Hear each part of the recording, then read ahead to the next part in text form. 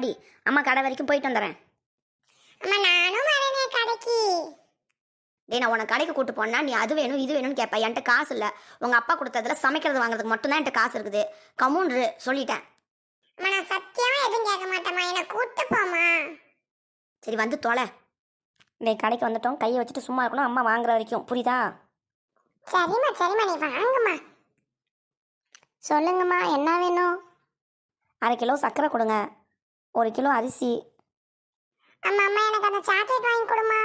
டேய் நான் வரும்போது என்ன சொல்லிட்டு வந்தேன்? எதுவும் கேட்கக்கூடாதுன்னு சொன்னேன். அமைதியார் வாங்குற வரைக்கும். அம்மா அந்த சாக்லேட் வேணாம்மா, அந்த பிஸ்கட்டை வாங்கி கொடுமா. ஏய் நான் சொல்லல கூப்பிட்டு வந்தேன், அம்மா கிட்ட காசு இல்லடா, அமைதியாருடா.